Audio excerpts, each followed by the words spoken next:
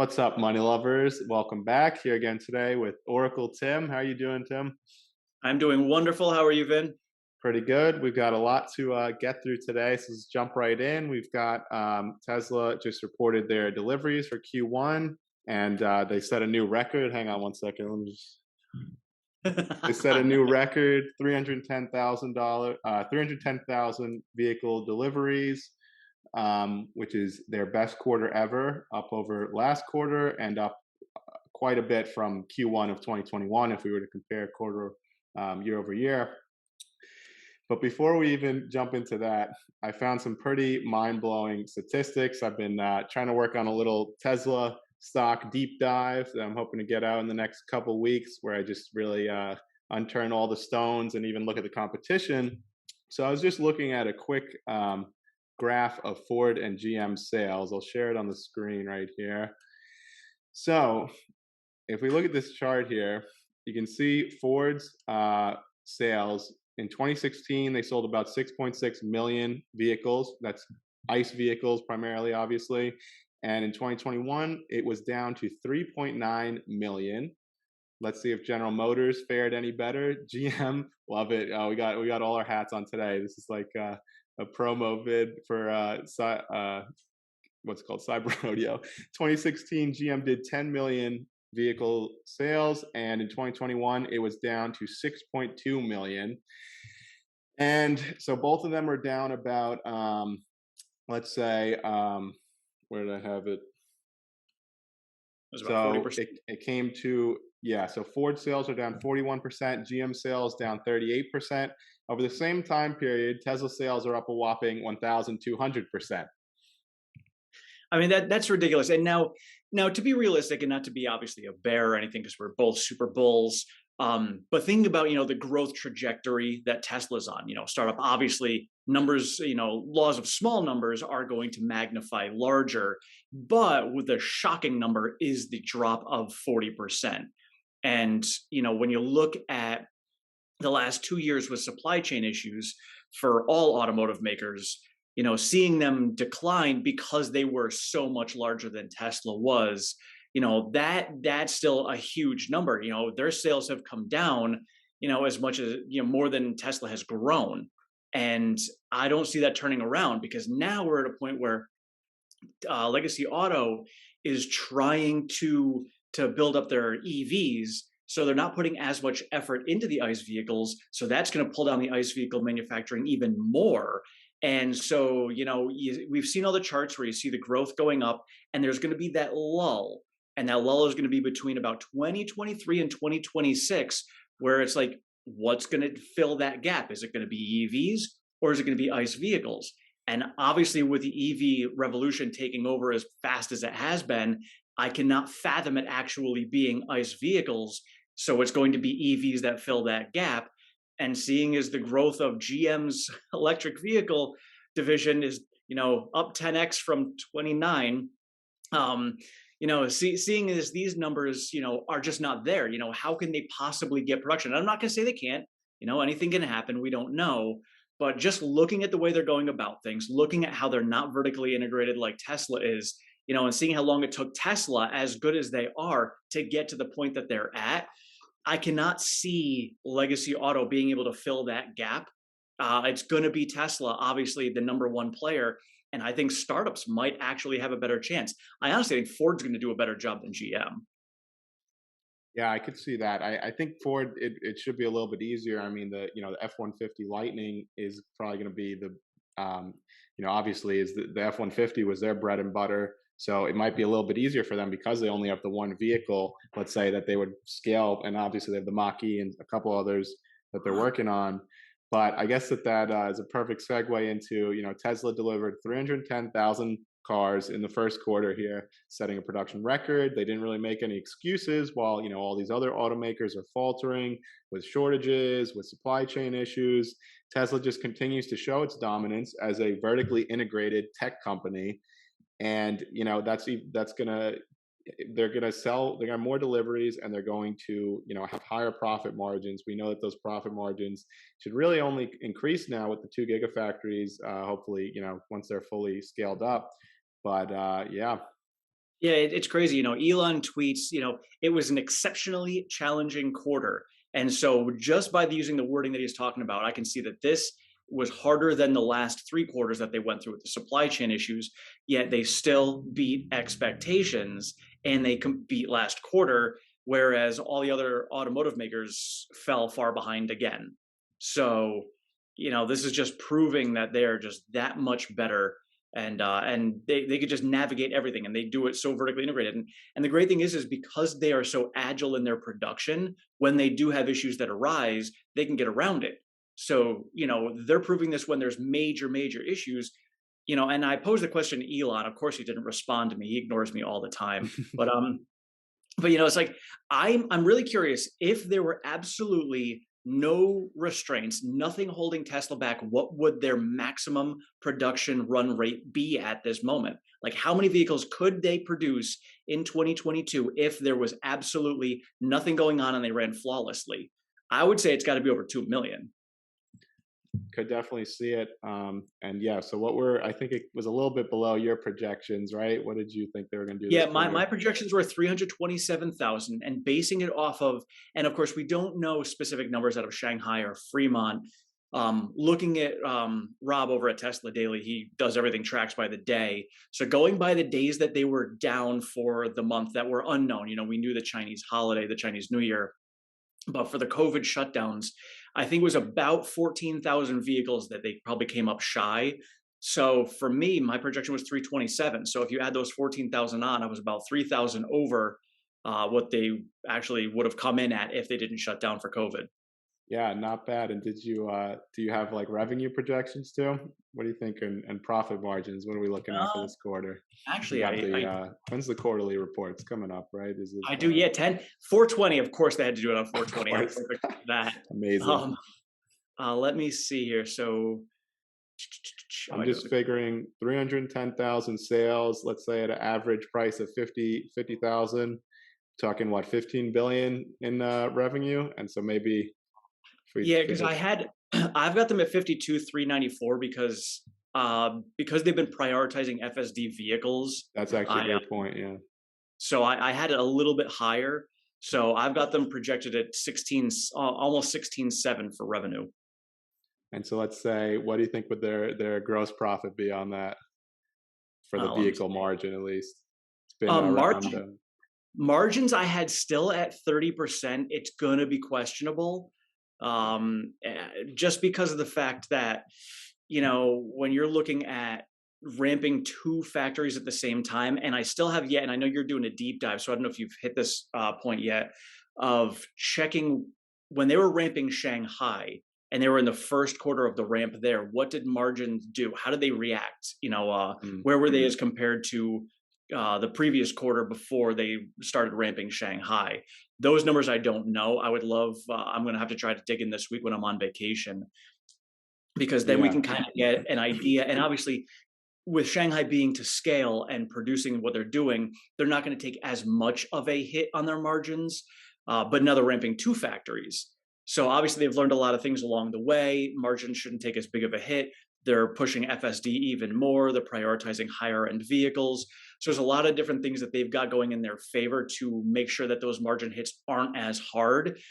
I am being definitely positive and optimistic about them being over 30% again. I would love to see it.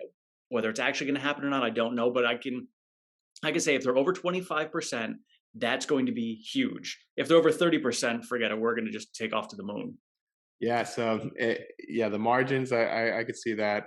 So maybe we're talking around somewhere 5 billion ballpark range for gross auto profit margin.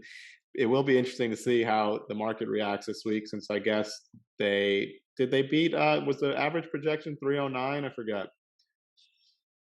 309. Yeah. So they did beat So expectations, seems right? like it seemed like consensus. Yeah, consensus was 309.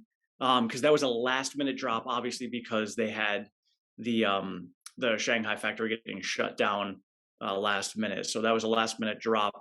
I had seen previously on CNBC was 317, but I think that was right before they shut down Shanghai for the week. So I'm really interested to see how the market's going to react tomorrow. Yeah, and I'm sure, as always, big win for Tesla. Great news. I'm sure the stock will tank, and I will be buying more.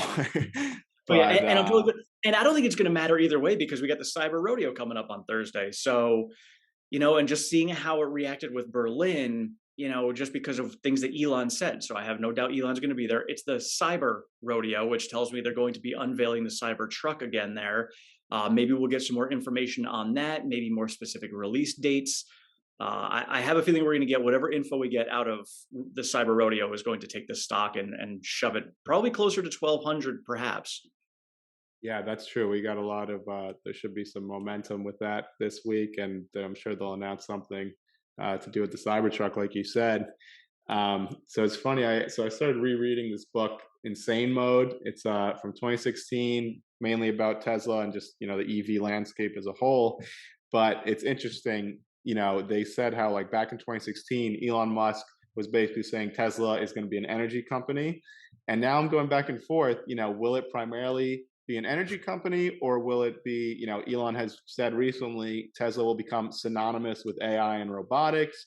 So it got me thinking maybe, I feel like all this stuff with FSD and the robotics is either going to be a smooth, quick thing, and it'll be, we'll see major progress in the next year or two. If FSD works out and it's like an easy application to, let's say, like a factory robot, it's either going to be that or it's going to be like 10 years from now. I don't see like an in between. So that got me thinking that, the 2020s maybe for Tesla will be the year. Obviously, the automotive is their bread and butter. Maybe we see more with the energy. I've got some stuff I wanted to get to later about, all these solar pack mega packs are deploying in Australia. So maybe 2020s is Tesla auto and energy, and then the 2030s will channel that. Once they've like gotten domination of the market share in those two sectors, they'll pump that money in the 2030s to be the leader in AI and robotics. What do you think? Is it more AI and robotics or energy? So I think the way it's going to end up playing out is you look at like a lot of software companies. Heck, you'd even say like an Apple type company. They have a software, and you're like, all right, well, I have a software or I have AI, and well, what's going to utilize it? It's not like you just be like, well, here's AI. You have to utilize it in a product of some sort. So obviously, the first thing they're going to utilize that in are the cars, and so they're going to have AI in there. They're then going to be able to integrate that into the Tesla bot, and so they'll have both of those going. And then you're going to have AI in their battery packs. You think about the different things. There's little things that's going to be just like a smart battery for your home, a lot of different things to be able to control your home and do that. So Tesla's going to have the AI that goes into these, and they're going to have the product. Obviously, the product right now, as you said, is their bread and butter. That's what they're making all their money on. But by having the product now get into people's homes and having the product be in people's driveways, they can then put the AI into that. Then people will see the AI. And so I think it'll probably, like you said, probably when it comes to overall full on adoption of it, probably the 2030s. Because we're going to see it happening over the 2020s, but a lot of people aren't even going to understand it because it's just going to be like their way of life. The Tesla bots, I don't think you're going to be able to get into people's homes until the 2030s, but they will be in manufacturing. They'll be in job sites, and people will utilize them there where the AI is going to be functional there. And so once that starts to take hold, that's when other companies are going to be like, all right, we need a piece of this AI. And whether they use it in somebody else's product or in Tesla's product, they'll have the AI that's out there. So I think you're pretty spot on. I think energy is going to be, Elon has said it before, energy is a lot larger than people think. And I think that's really going to take over. I think EVs, and then I don't know what's going to come first, whether it's going to be FSD or whether it's going to be energy. Robotaxis and energy, I think, are going to be the next two that are kind of going to run through the 2020s. I think 2025 is a number for robotaxis, and then yeah, the 2030s, which is where they take it to the next level, and now they're going to take over labor.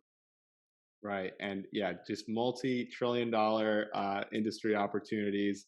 And it will be interesting if maybe we get some word this quarter or soon that I feel like energy is due to spike. It's been increasing a significant amount, but just nothing compared to the auto.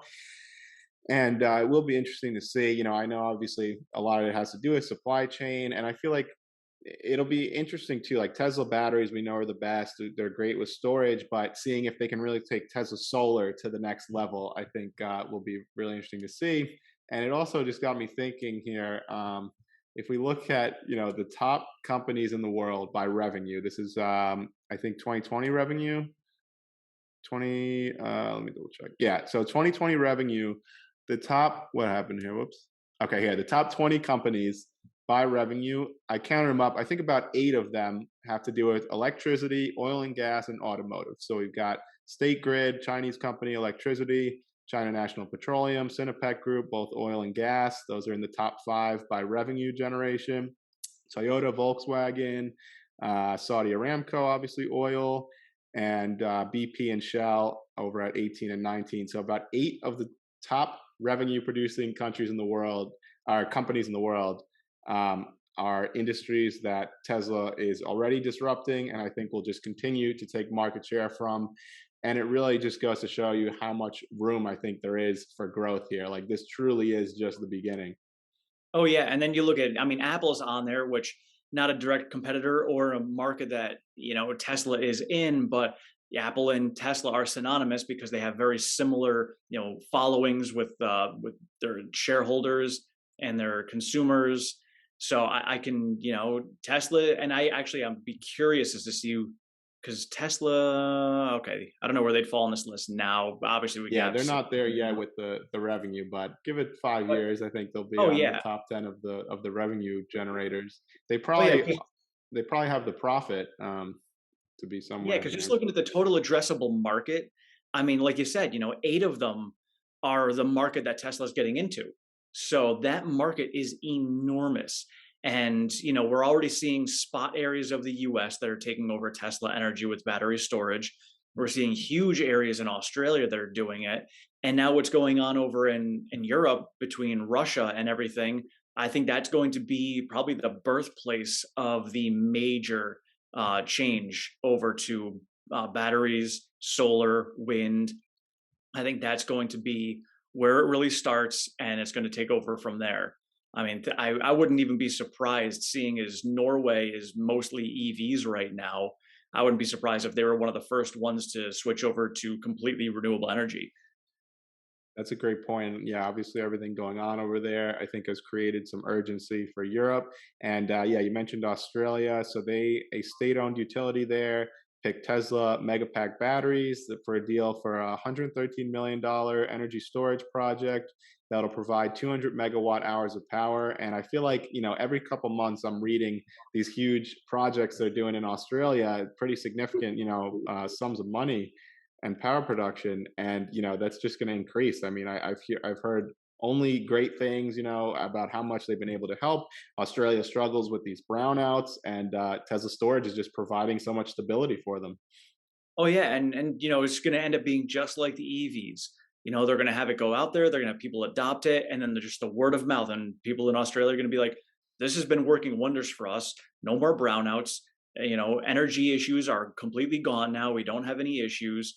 And it's going to just start taking over. I can see California, once they get their head out of their ass, they're going to be able to do the same thing, and hopefully fix that. I can see Texas really switching over, and that'll be a huge one, considering how how much oil comes out of that area. For them to be switching over is a huge signal. I mean, one of the Right. signals I took was when Saudi Arabia decided to buy Lucid, or heavily invest in Lucid. If they want to Uh, diversify, yeah, definitely yeah, a so I'm like, sign.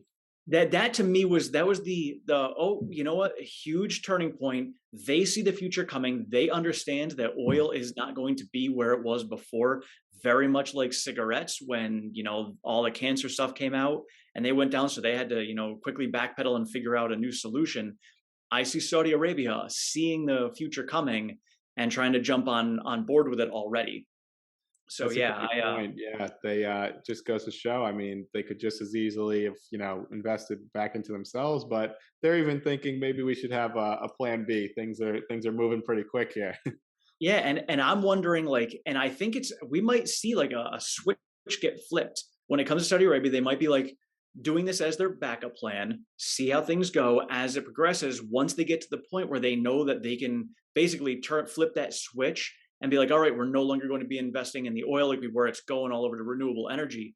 They're going to flip that switch, and all of a sudden, that heavy money is going to get dumped into renewable energy in one way or another. So, Definitely. And, you had mentioned a couple states in the US here, and I touched on a little in one of my videos this week about how Washington State just came out and said 2030, they're banning the sale of all new ICE vehicles, which that's a pretty, I think that's, the first state to make a statement like that. And that's pretty nuts. I mean, only more will follow.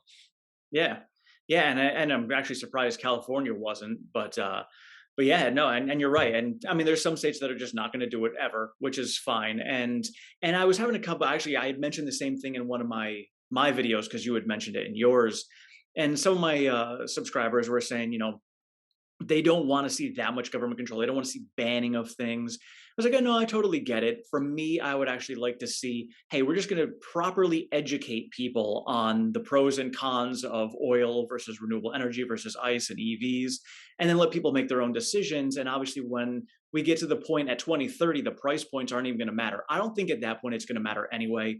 You can be like, well, I'm going to go buy, an ICE vehicle that's going to cost me probably more money than an EV, and it's going to be cost me more money to maintain and be more of a pain in the butt.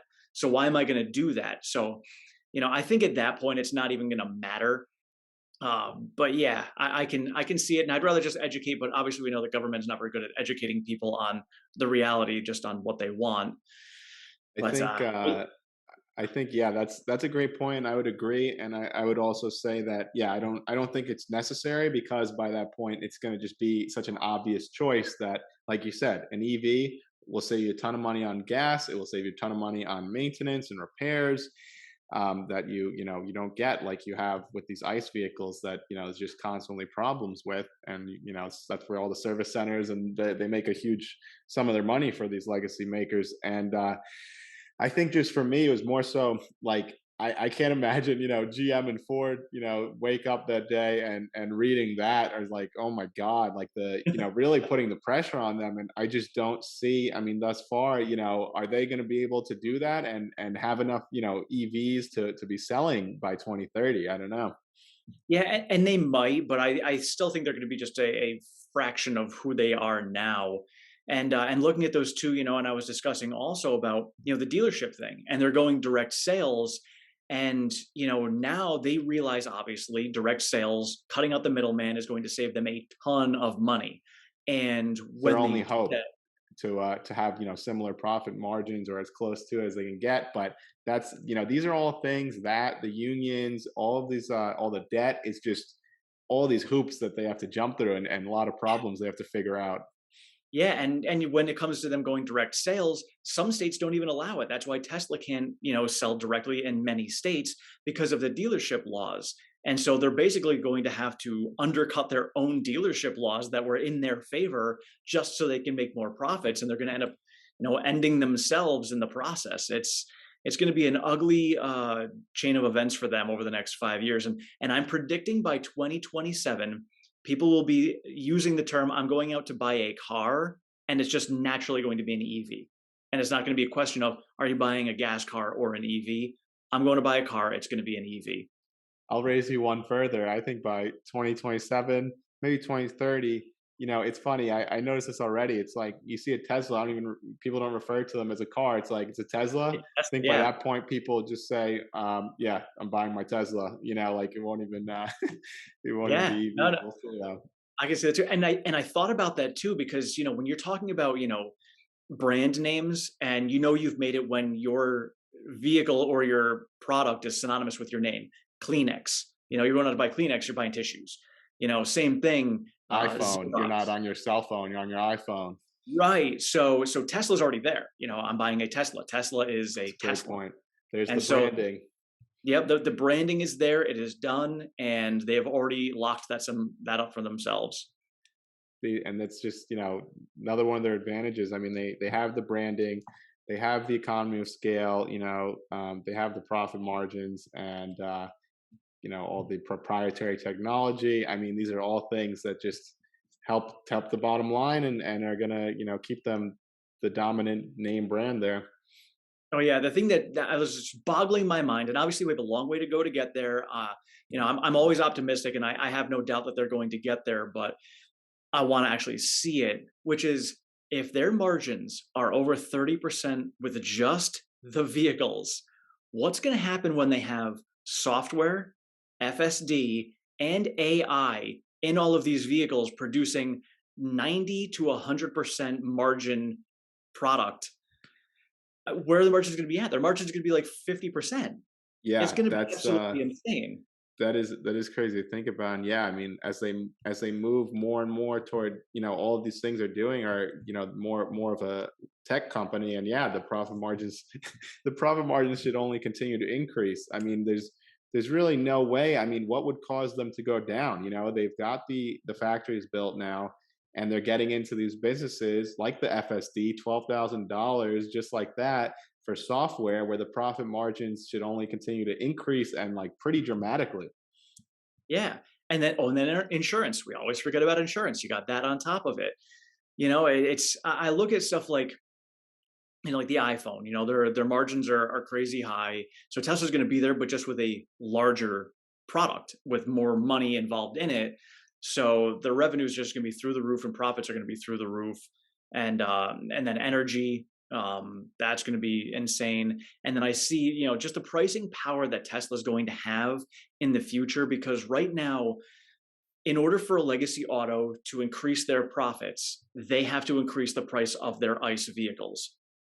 Tesla is doing it just because of the fact that they have so much demand. So eventually, the prices of the EVs will be coming down. So the prices of EVs are going to come down because the costs are going to be coming down, while ICE vehicles have to go up because these companies need to show more and more profits, and they're not selling more units, so they have to raise prices. It's in the totally other end of the spectrum as to why their prices need to go up.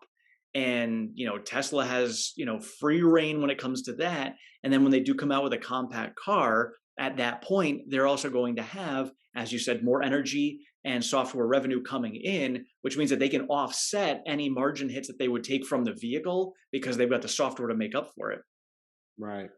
Yeah, lots of positives. And that's it. All comes down to this. I think it's like you follow the money. Whoever is going to have the most money, which they'll get from having the highest profit margins and the highest economy of scale, or the perfect balance of the two, obviously is going to have the most money to then hire the best talent, build these softwares of the future. I mean, if your gross profit is 50% versus 10%, it's very hard for the company making only 10% gross profit to create a similar product. I mean, they're just going to get left in the dust if the money is allocated correctly, which I think we've seen the evidence that Elon Musk is probably the best capital allocator of all time.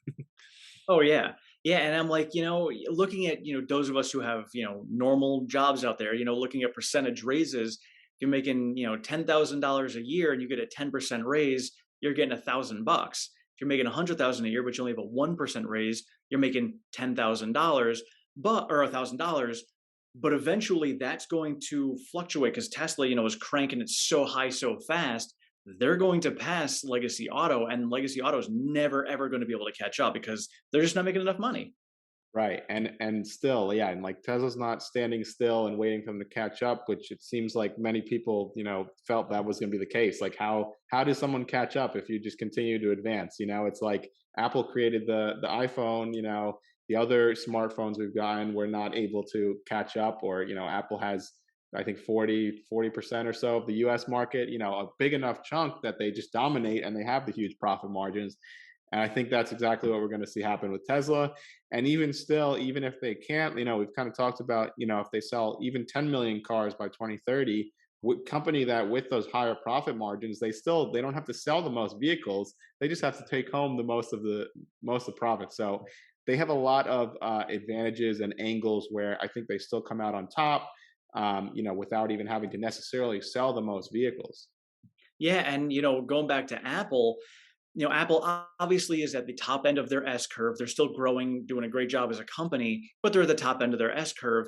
And so they've been losing market share to Droid and all these other companies for a long time. But still last year, I can't remember maybe it was Q3 of last year, they became number one in China again. was like even at the top of their S curve. So, looking at Tesla and say they're losing market share, that's great. They're still going to have the majority of the market share that's out there. And that doesn't mean that they can't come back and take it again in the future. That's It's true. Yeah, Apple, they can. Apple proved it. So, I mean, I'm really curious to see, in the next couple years, if we're going to get, how many more factories that they're looking to add, or if, now that we'll have four and they probably have a lot of room to ramp, if that's kind of enough to hold them over for like a year or two, let's say, while they do, really go all in on FSD and these other, industries. Be yeah. And I interesting. know, I mean, Elon did mention that they are going to announce factories, the next factories coming up by the end of this year. So I don't know how many it'll be. And then obviously we heard in Berlin when he said, in an ideal scenario, we'll have 10 more factories by 2030. So that would mean, if we were doing, I'm not sure where the numbers were, but let's say it was 14 factories total. You figure, that's another 10 factories over the next 8 years. Yeah, and seeing as they're going to probably be like, all right, well, we've got two factories popping up now. We were able to handle it. Well, we can do two factories again at the same time in the future. So I would imagine probably 2023 they're going to be starting build on at least one, if not two factories. I wouldn't be surprised if it was like separated by 6 months. Start one, then 6 months later start another, and then just kind of start that cycle over the next 10 years, maybe 6 to 9 months between every single factory that they're going to be opening up. I would not be Well, surprised. And I'm really curious as to what they're going to be doing in Austin. That's a lot of space down there. yeah, that's what I was gonna say. Is it's gonna be interesting. I could just as easily see them. People are speculating. What country are they going to go into next? Is it going to be India? I could just as likely see them say, we're going to build a second factory next to Shanghai, a second, maybe even a third in, in Texas. I mean, yeah, they have so much space, and the fact that these are locations chosen for a reason that are kind of just a central, ideal location where maybe the one factory, I mean, isn't even enough to meet the demand, and it does make the most sense to just put a second one in there. I Oh could see yeah, that and I as know, well. and Elon did say, when it comes to logistics, obviously the closer you are, the better because it saves on logistics costs. So I would imagine they're probably going to have an East Coast factory. I know they already have, a gigafactory in New York, so they're probably going to make an EV factory in the same place. I honestly don't know. I'd have to see what costs are that come from, like, if you're trying to import from Canada to the US, if there are any costs. If there's not, I would imagine they would probably just do like East Coast of Canada that would cover Canada and the East Coast of the US. Otherwise, I would imagine upstate New York would be where they would put another factory to cover the Northeast, and up into Canada would be easiest for them. That would And then make I don't know sense. what other Yeah. countries. Obviously, we have another one coming in China. That wasn't even a question. We knew it was coming. And then I've heard UK is an option, Australia, potentially India. I think if they do one in India, it's probably going to be more of these small end vehicles, probably stuff that they don't even have produced yet. I would imagine something similar to Arcimoto stuff, because that's really what they sell the most of there in India, because the majority of the country can't afford anything more than that. But Right. that I would be really curious to see what their future plans are, because so many people and so many, especially the Bears, they're set on like, well, where are we at today? I can't see past my face because that's not how my brain works. So they're obviously not doing well because they're not selling as many vehicles as GM or Ford, and they can't see a chart where GM and Ford have lost 40% in the Yeah. last years. They just see price earnings ratio, and even though Tesla continues to get cut in half every year, that's all they see, and that who's the leader today and who's going to be the leader next quarter. There's nothing, no long term type of vision. Yeah, And you just look at the trend line. I mean, the chart of Tesla is just like a rocket. I mean, it's yeah. the opposite of those ones of Ford and GM we looked at.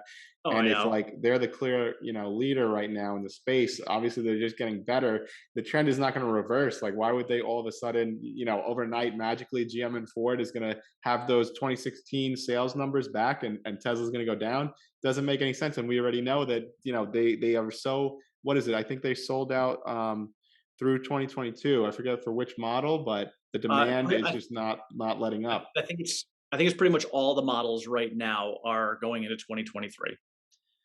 Crazy. Yeah, and I do appreciate it. And anybody out there who is watching this who is a bear, I do appreciate them because they keep me grounded. I can certainly take off and be a hyper bull and be, but that's not even wise to do as an investor. You don't want to. You have to be able to see both sides of the coin. So I appreciate all the bears that are out there to keep me grounded. I But agree. Yeah. Otherwise, obviously, watching, all the Tesla bulls, it just becomes an echo chamber. And yeah, I agree. I want people to poke holes in the arguments and stuff, and like, see things from a different perspective. And yeah, I think that as long as it's all, facts, it is always healthy. I would love to like debate with the bears and appreciate them too. Oh yeah, and the tough part is, and I was discussing with one of the guys in my comments, is when it comes to growth companies, value is easy. Value is, hey, where are we at now? We're on a 3% growth. Awesome. Hey, we're doing well. When it comes to a growth company, you're talking about PE ratios. Where do we think they're going to be in the future? What are their projections? Are they actually going to get there or not? And that really comes down to faith, your faith in the company and the CEO and everything. So there could be huge swings, which is why we've got, Gordon Johnson at $67. And then I've got some hyperbulls, looking at possibly $3,000 by the end of the year. That huge discrepancy is really, what you get when you see a growth company, especially one like Tesla that has so much potential, but they haven't proven themselves in a lot of their future areas yet. And those of us who are obviously bulls see this as, they are going to get there at some point and take over, whereas bears are like, I'll believe it when I see it. So it's really difficult, to swing both ways on this. Definitely. Did you have anything else you wanted to get to today? I think I covered all my stuff. I think the only other thing was, just excited about the cyber rodeo. I was going to go, but unfortunately, financial things came up. I didn't get an invite, but I just had so many other things I had to do and get done. And financially, I've got some other things in the works right now, so I can't get down there. But they're calling it the cyber rodeo, which means that the Cybertruck will probably get unveiled. I'm hoping that maybe they'll get an actual release date. Maybe they'll surprise us and say they're going to produce them by the end of the year. That would be awesome. I'm not going to hold my breath, just because I think realistically, if the supply chain issues weren't there, we'd probably already have it. But it's, just Elon and Tesla are doing the smart thing by not pushing it. So, but Focusing on grabbing as much market share. Yeah.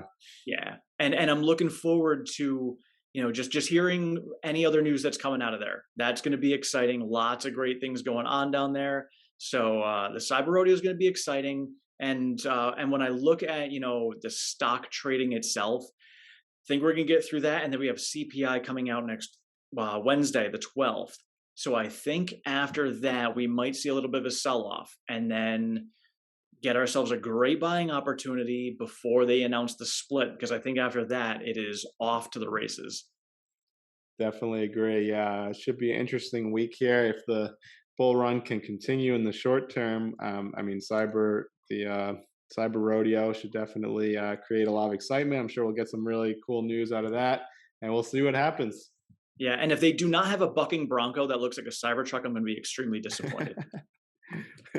Got to tweet it at Elon Musk. Make sure. Yes. All But righty, that's all I've good. got. Yeah, same. Well, thanks everyone for joining us today, and you can follow me on Twitter at Invest with Vinny. And Tim, what's your Twitter? You can check me at Oracle Tim1 or my YouTube channel, Oracle Investments.